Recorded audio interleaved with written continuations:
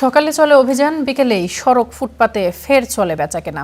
বিভিন্ন সময়ে ঘটা করে উচ্ছেদ অভিযান চালানো হলেও সুফল মিলছে কমই। বিশেষজ্ঞরা বলছেন, সমন্বিত এবং দীর্ঘমেয়াদী পরিকল্পনা ছাড়া এমন অভিযানে স্থায়ী সমাধান মেলে না। সবার আগে হকারদের পুনর্বাসন দরকার বলেও মত তাদের। জিশান আহমেদের রিপোর্ট। উচ্ছেদ অভিযানের দুদিন পেরোয়নি, ফের চিরচেনা চেহারায় রাজধানীর ফুটপাতগুলো। ফুটপাত ও সড়ক দখলমুক্ত করতে রাজধানীর বেশ কিছু এলাকায় অভিযান শুরু করেছে ডিএমপি। সকালে অভিযান চালিয়ে হকারদের উঠিয়ে দেওয়া হলেও দুপুরের পর আবারও পণ্য সাজিয়ে চলে বেচাকেনা।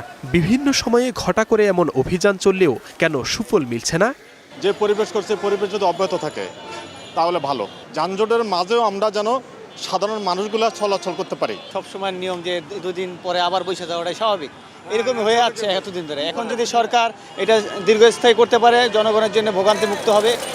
জিহান, বয়স 14, বাবার ব্যবসা এখন দেখভাল করছে সে। জানায় এই ব্যবসা দিয়েই চলে পুরো সংসার।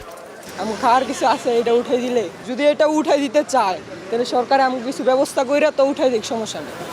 একই গল্প হারুন হোসেনেরও। 4 বছর ধরে ফুটপাতে ব্যবসা করছেন। উচ্ছেদের পর চোখে মুখে হতাশা।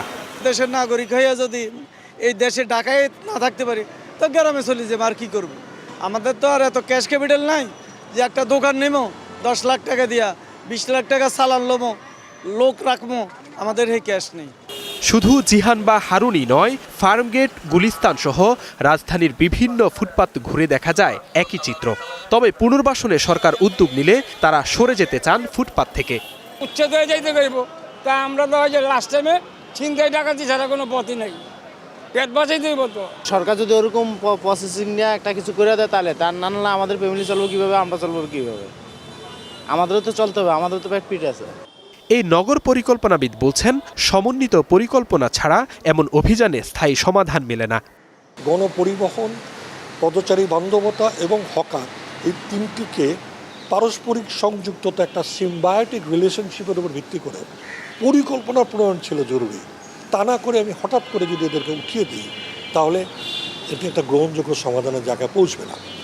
আরেকটু হলো একটা মেকানিজম, এর পিছনে কিন্তু দলীয় এবং যাদের সাথে রাজনৈতিক সরকারের সম্পর্ক রয়েছে তাদের একটা বিরাট গোষ্ঠী জড়িত থাকে। 1 এপ্রিল শুরু হওয়া 5 দিন ব্যাপী এই উচ্ছেদ অভিযান চলবে আগামী রোববার পর্যন্ত। Zisan Ahmed, Star News, Dhaka.